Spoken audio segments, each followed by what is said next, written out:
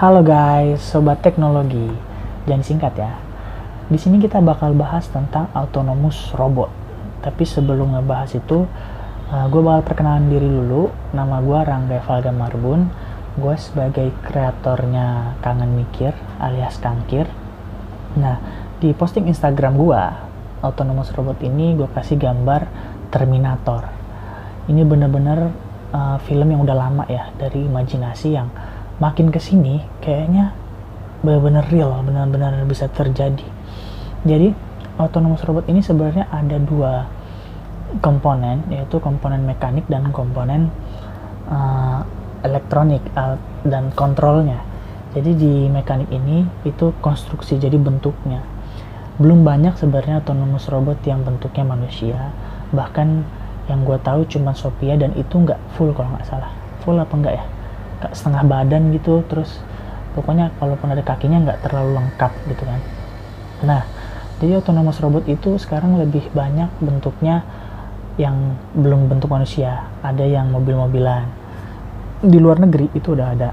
Jadi ada mobil, dia bisa dibuka, ada bagasinya gitu, kita bisa masukin barang kita, terus diantar ke suatu tempat, dan nanti barang kita itu nggak bisa dibuka sama siapa-siapa, nggak tahu di password atau apa, yang bisa buka cuman si penerima paket, dan nanti diantar nggak tahu menggunakan Sherlock mungkin, jadi bisa nyampe pas di penerima paket. Nah, itu bentuknya, ada yang bentuk mobil, ada yang bentuk drone, juga ada yang bentuk manusia kayak Terminator. Itu baru si Sophia, dan Sophia kan belum sampai ngebasmi kayak Terminator gitu, belum kan. Nah, di konstruksi begitu, di mekanik. Nah, di bagian controllernya itu sebenarnya autonomous robot itu kolaborasi dari 3 teknologi, yaitu artificial intelligence, big data, dan internet of things. Nah, di artificial intelligence ini kalian bisa lihat di video sebelumnya yang bahas tentang artificial intelligence dengan kawan gua yang kerja di perusahaan robotik di Indonesia. Dia bilang bahwa pengembangan artificial intelligence ini itu sejauh mana manusia bisa berimajinasi, dan itu nyambung banget. Nanti gue bakal bahas sedikit tentang project gue dulu tentang AI. Nah, jadi nanti AI ini bahkan sangat-sangat luas, yaitu seluas imajinasi manusia. Nah, nanti di AI ini ada dua perbedaan di AI, di mana AI yang masih tingkatnya dasar itu namanya machine learning. Machine learning itu dia membuat sebuah mesin itu bisa melakukan hal-hal yang kita mau, dan itu sudah ada di codingnya. Jadi dia nggak bisa melakukan hal lain selain yang udah di coding yang kita suruh itu. Nah, ada lagi yang namanya deep learning. Nah, di deep learning ini memungkinkan si robot bisa mengambil kesimpulan atau mengambil action tertentu yang dia bebas, dia mencari titik optimumnya, dia mengoptimasi, dia mencari hal-hal yang benar-benar optimal yang dia kerjakan, yang benar-benar semuanya memberikan dampak yang positif gitu. Jadi nanti di machine learning itu dia bakal bisa melakukan banyak hal, dia bakal belajar lagi banyak hal, dan dia dari belajar itu dia memberikan sebuah action. Nah, di deep learning ini karena dia butuh banyak inputan, banyak data untuk dia olah dan melakukan sebuah aksi nantinya, maka dia dikolaborasikan dengan big data. Nah, big data ini adalah semua data yang kita tahu sebanyak apa itu ya. Kalaupun kita mau cari sesuatu pasti kita cari di Google. Nah, itu adalah datanya big data. Jadi big data itu nanti bakal diinput ke AI melalui Internet of Things. Nah, Internet of Things ini yang di beberapa negara internet udah sangat-sangat cepat karena dia menggunakan 5G network. Nah, di 5G ini bahkan saking cepatnya, di salah satu artikel gue pernah baca bisa sampai 20 Gbps, 20 GB per second. Nah, Jadi nanti itu memungkinkan si AI dan big data ini terkoneksi sangat-sangat cepat. Bahkan di big data ini itu sangat-sangat real time. Jadi misalkan sekarang nih, lu masukin data, misalkan ya lu bikin konten, lu bikin gampangannya bikin konten YouTube lah misalkan. Lu upload videonya tentang apa, lu kasih judul. Terus di situ tertera yang upload itu email lu. Nah, si data ini langsung terupdate bahwa ada elu, nama elu, misalkan gua Rangga memberikan konten gitu tentang autonomous robot. Nah itu nanti di autonomous robot dia bisa tanya, buka konten YouTube tentang autonomous robot. Nah gue barusan masukin ya, nguploadnya barusan nih. Nah si beberapa detik waktu udah terupload semuanya, ya si robot entah di mana ditanya, dia tahu bahwa ada konten tentang autonomous robot yang punya gua, pemiliknya gua, dia tahu pemiliknya siapa ya, dia tahu. Nah itu benar-benar real time, jadi dia bisa dapat data yang sangat-sangat update tentang keadaan dunia, tentang peristiwa di dunia. Nah terus di film kita balik lagi ke imajinasinya dulu, kayaknya yang sekarang udah ada selesai. Sekarang kita bahas ke imajinasinya.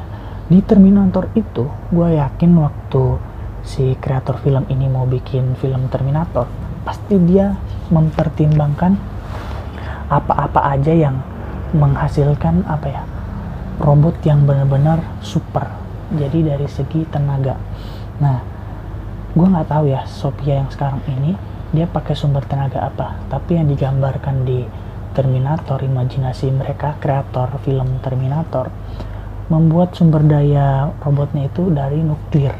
Jadi ada baterai di dalam dadanya gitu, kalau dikupas ada di film Terminator 2, Uncle Bob itu ngebuka tutup baterainya ada di dadanya, dan itu bentuknya kubus gitu, dalamnya ada sel nuklirnya gitu kan. Nah jadi sekarang belum dikembangin, tapi mungkin ke depan nuklir digunakan sebagai sumber energi autonomous robot. Terus yang lain gak tahu ya, mungkin pasti dia berpikiran banyak hal. Tapi yang sekarang yang imajinasi gue ya, mungkin nanti di robot-robot yang membutuhkan aksi yang tidak terlalu butuh banyak energi, dia bisa menggunakan sumber daya solar cell alias panel surya. Nah jadi dia bisa menyerap energinya matahari menjadi energi listrik yang disimpan dalam bentuk baterai, dan dia setiap hari bisa begitu hidup. Jadi dia ngambilnya siang terus disimpan buat malam, dia masih bisa ngapa-ngapain, terus pagi ya dia nerima lagi sumber energi lagi pakai sumber surya. Tapi di Terminator yang gue yakin itu udah menggunakan imajinasi, mereka menggunakan nuklir, dan konstruksinya banyak banget Terminator itu. Jadi di Terminator 1 dia di semua Terminator ada nih bentuk Terminator yang di semua film Terminator dia nongol. Itu namanya Hunter Killer. Jadi bentuknya kayak pesawat yang mesin jetnya tuh bisa vertikal, bisa horizontal gitu. Jadi bisa naik, bisa jalan gitu. Nah, jadi Hunter Killer ini adalah autonomous robot yang bentuknya pesawat, kayak pesawat jet gitu.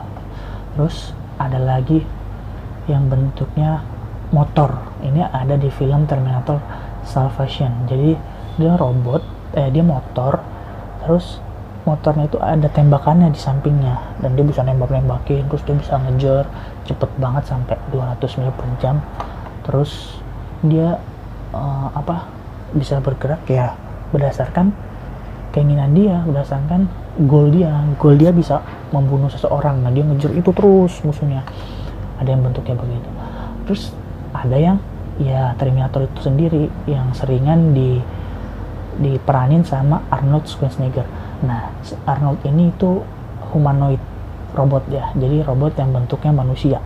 Nah di Terminator juga banyak banget tipenya, mulai dari tipe Terminator yang pertama itu yang simple banget, bahkan matinya tuh kegencet sama dua dua plat tebal baja, nah kegencet itu terus dia benar-benar mati.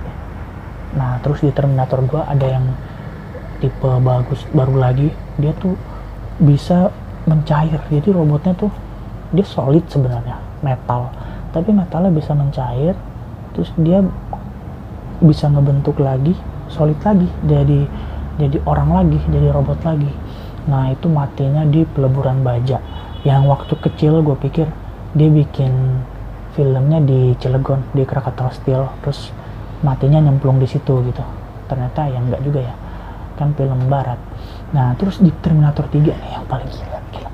Ini Terminatornya cewek. Nah di Terminator yang cewek ini dia tuh bisa menirukan, bisa nyamar jadi tunangannya si calon istrinya, waktu itu calon. Jadi dia nyamar jadi tunangannya istrinya John Connor. Dia nyamar bahkan sampai suaranya mirip. Nah, masalah suara mirip ini bisa mungkin terjadi dari big data. Sebenarnya kan data-data di Google itu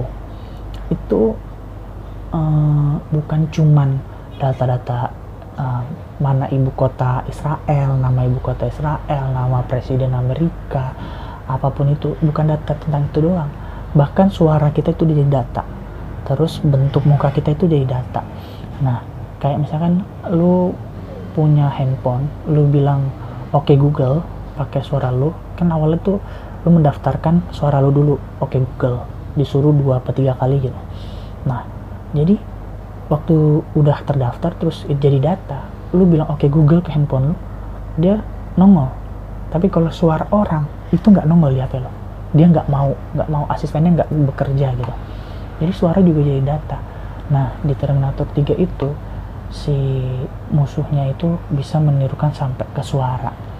Nah terus Terminator selanjutnya ada Terminator 4. Gila banget ini Terminator hybrid guys. Jadi namanya si Marcus. Kalau kalian nonton Terminator Salvation, namanya Terminator 4, ada yang namanya Marcus. Dia tuh punya jantung kayak manusia berdetak, tapi tulang-tulangnya itu metal gitu, besi metal. Nah jadi dia itu hybrid, dia setengah manusia setengah orang. Nah dan dibahas juga waktu di Terminator Salvation itu bahwa dia bisa begitu karena dia itu jadi bahan percobaan ya. Skynet mau bikin Terminator hybrid itu supaya bisa menyamar menjadi mata-matanya Skynet, tapi bentuknya manusia. Kan dia pegang jantungnya, ada jantungnya, berarti manusia, mengkelabui itu. Nah jadi ada yang sampai begitu, dan ada yang hybrid lagi di Terminator 6. Cuman masuk ke Terminator 5 dulu. Nih di Terminator 5 ini lebih gila. Di beberapa review Terminator mengatakan bahwa Terminator 5 ini musuhnya ini yaitu John Connor ternyata jadi jahat, terus pakai mesin time traveler gitu, time traveling gitu. Nah dia Terminator yang banget sangat-sangat kuat katanya si John Connor ini, karena dia bisa berpindah melewati sebuah bahan material yang solid, dia pindah gitu kayak hilang gitu. Jadi misalkan nih dia di sini terus pindah ke sini, ngelewatin ini terus lewat gitu hilang. Nah itu Terminator yang kuat banget. Tapi ceritanya itu time traveler ya, jadi yang mungkin dibahas, tapi nggak tahu ya apakah mungkin time traveler itu mungkin atau enggak, nanti di masa depan nanti dibahas. Terus lanjut ke hybrid yang kedua yaitu si Grace. Nah si Grace ini sebenarnya semuanya manusia, cuman dia ada AI, dia punya AI tambahan yang membuat dia tuh bisa ngeker, bisa membidik. Dia bisa membidik, tingkat bidiknya itu errornya kecil, jadi selalu tepat gitu, tepat sasaran. Nah itu pakai AI. Terus dia punya AI banyak, pokoknya ditambahkan ke peralatan ke badan dia, jadi namanya augmented reality. Ntar itu ada di materi Kangkil 11, augmented reality. Nah itulah autonomous yang ada di film Terminator. Dan di sini gue mau ngebahas tentang sedikit project gue waktu ngerjain AI.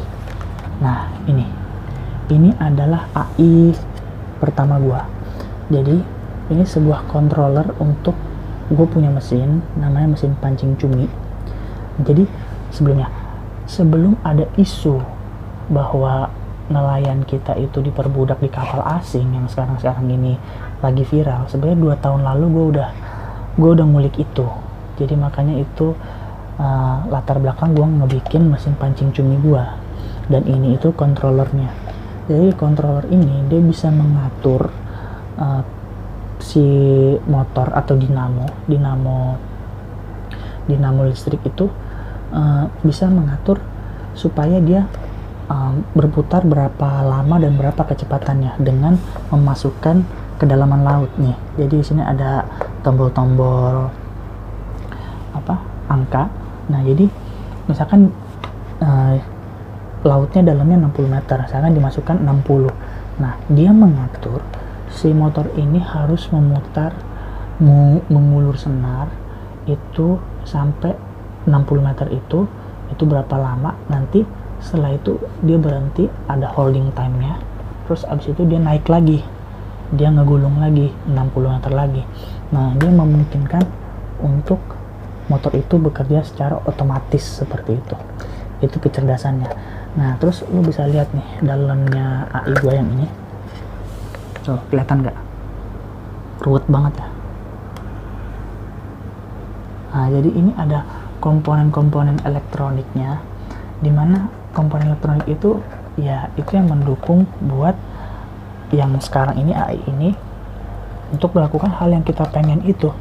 Dan sebenarnya ini produk yang pertama, ada lagi produk yang kedua yang gua kembangin lagi, sedikit lebih kompleks, bahkan lebih kompleks banget sebenarnya. Nah, itu gue buat untuk mengupgrade ini. Jadi waktu itu ini gue bikin sama temen gue, orang elektronik di Surabaya.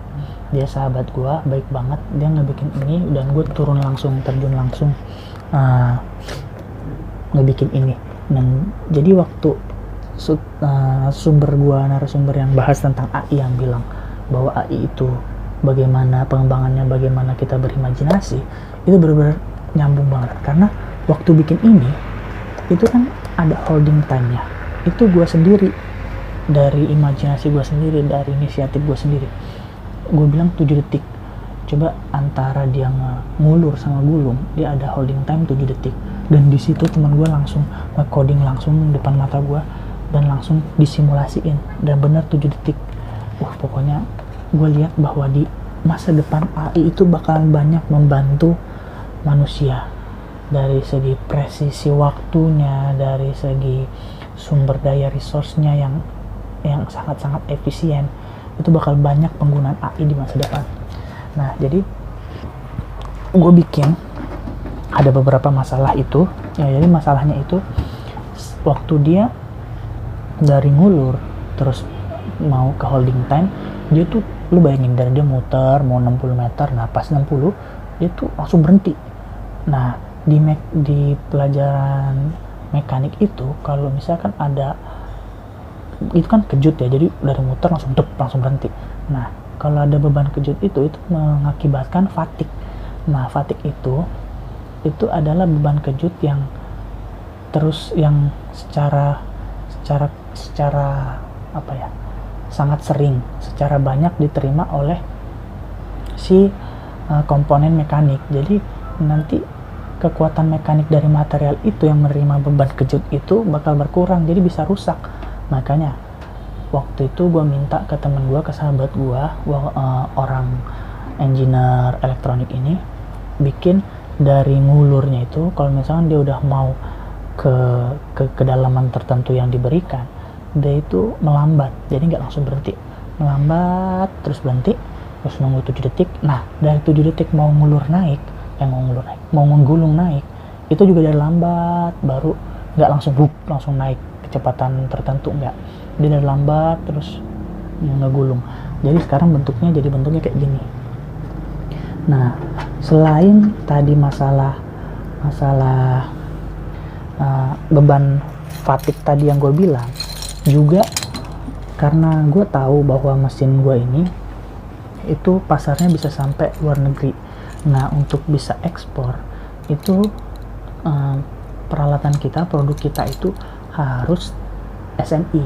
Nah, jadi dan salah satu syarat SNI, standar nasional Indonesia, itu komponennya juga harus berstandar industri. Jadi di sini selain dia di coding ulang untuk memberikan perlambatan tadi yang nggak langsung berhenti itu, dia juga pakai komponen yang standarnya udah standar industri. Nah, jadi setelah jadi nih, kalau yang tadi kan udah lihat ya, jadi layoutnya berantakan banget. Nah, kalau yang ini lo bisa lihat layoutnya, lebih rapih. Nah, jadi di sini gue belajar sedikit tentang elektronik. Jadi kan ini kan pakai sumber energinya dari genset. Genset itu 220 volt AC kayak listrik rumah. Nah, sedangkan motor gua itu, dinamo gua itu cuman butuh 24 volt DC. Jadi dia diubah di sini nih, dari AC jadi DC, dan dari 220 jadi 24 diubah di sini. Terus lu lihat tuh, rapih banget kan? Udah kayak panel listrik rumahan. Nah, di sini kontrolernya dan di sini otaknya. Di sini AI-nya. Semua program yang termasuk yang gue bilang holding time-nya 7 detik, terus perlambatan itu di coding dimasukin ke sini.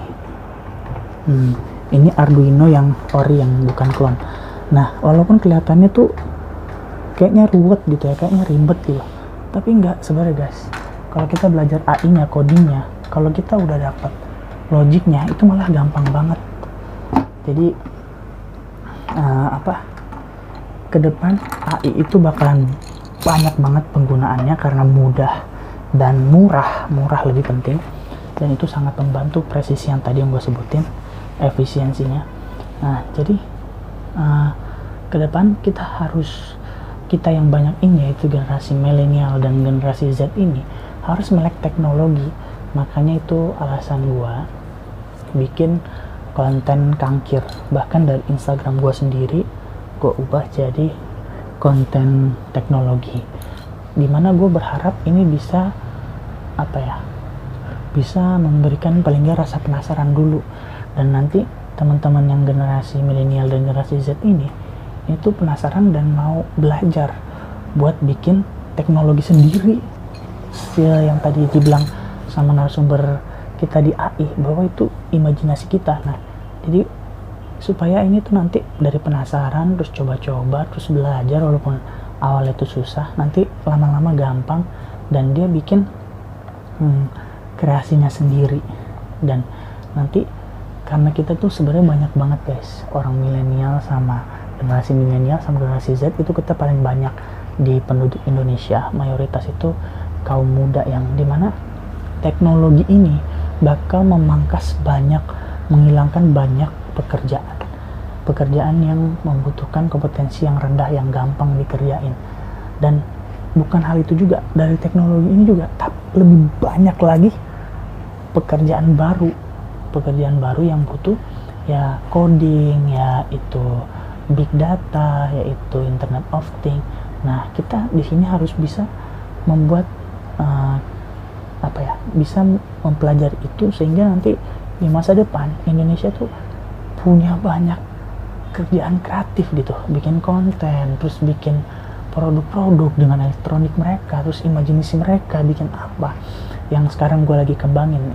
Jadi kan ini kan belum bisa disebut autonomous robot ya, apalagi yang ini nih masih sederhana, karena dia belum ada, dia cuma AI doang, belum ada Internet of Things sama big datanya, dan emang nggak butuh karena pekerjaan dia di tengah laut, nggak ada sinyal internet, dan dia nggak butuh data-data, dia cuman nangkepin cumi. Nah, yang sekarang gue lagi kembangin sama sahabat gue yang elektronik Surabaya itu komponen smart home. Jadi itu baru benar-benar butuh teknologi Internet of Things sama big data. Jadi dimana smartphone lu itu bakalan sering banget pegang smartphone lu itu, jadi di mana smartphone lu ada, di situ lu ada. Nah, dia bakal ngebaca apa aja yang harus dilakukan oleh rumah dia untuk mengkondisikan lu. Misalkan lu masuk nih ke rumah, baru masuk rumah, tiba-tiba AC-nya nyala sendiri karena dia tahu suhu ruangan masih panas dan idealnya tuh segini. Nah, dia otomatis menyesuaikan itu. Nah, yang kayak gitu-gitu kelihatannya aneh, bin ajaib, terus kayaknya rumit, tapi kalau dipelajarin itu sebenarnya ya susah dikit guys, nanti lama-lama gampang. Pokoknya dari hal sederhana dulu, mungkin bikin kayak robot yang